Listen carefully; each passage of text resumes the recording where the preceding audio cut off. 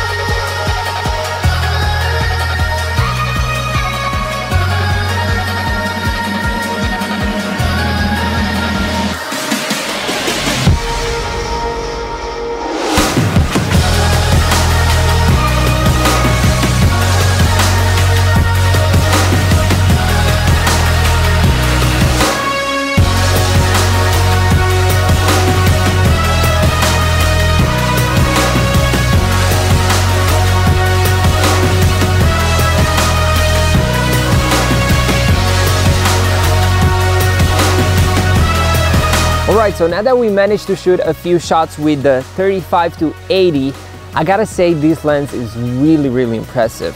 The amount of softness and creaminess in the bokeh is really impressive, and in situations like this where we have a lot of contrast and texture in the background, it really helps. It makes a really cinematic image, and that, I think, it's really important whenever you want to capture beautiful images. And another thing that I realized is that the 35-80 is the perfect zoom range for a run and gun situation, and I didn't feel the need to swap lenses or anything. I think this lens was perfect on my camera, and it's safe to say that I think it's a perfect match with the Sony Fx6. I think it's really well balanced. It's not that heavy, and also keeping focus with this lens is really easy. One thing that we did, we actually side-by-side tested these lenses against the 24-70 from Sony G Master with an f2.8, and it's safe to say that this lens has a way softer bokeh and it looks way more cinematic and pleasing than the 24-70 from Sony. And now it's time to put the 70-135 and see how that lens performs as well. Wasting my time with you, but I like it too. I'm wasting away, it's true, but I like wasting time with you.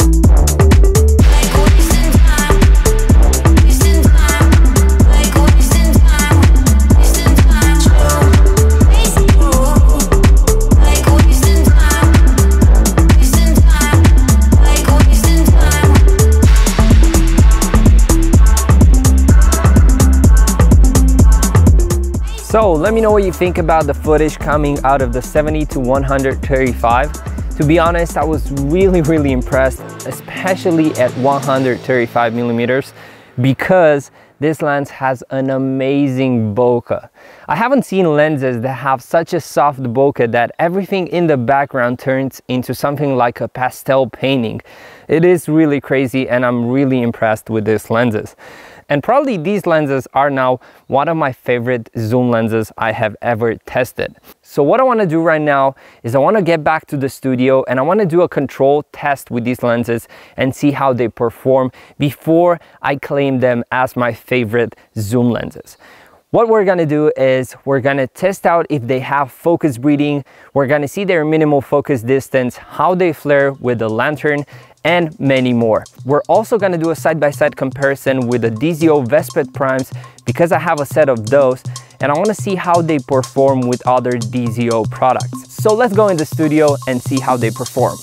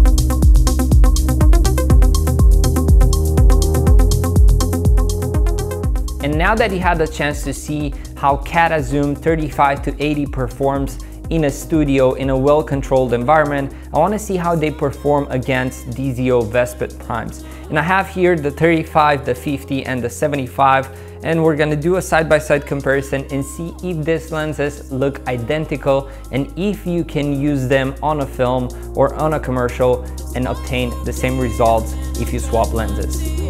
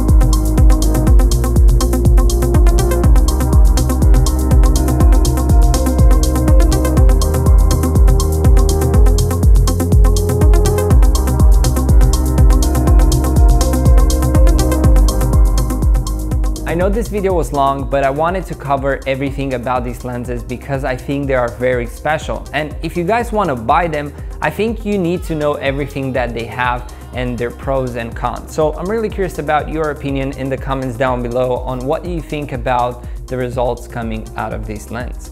But what I want to say is that for the price these lenses cost, they give you a ton of professional features that you see at lenses that cost 3 times or even 10 times more. So this is really impressive. And another thing that's also very impressive is the fact that these lenses pair perfectly with other DZO products like Vespid primes or picture zooms. So this shows how much time and effort DZO has put into making these lenses as good as possible and for a really good price. Anyway, I'm Alexandru, and if you enjoyed this video, make sure to subscribe, and until next time, I want you to go out there, create some epic content and have fun. Cheers.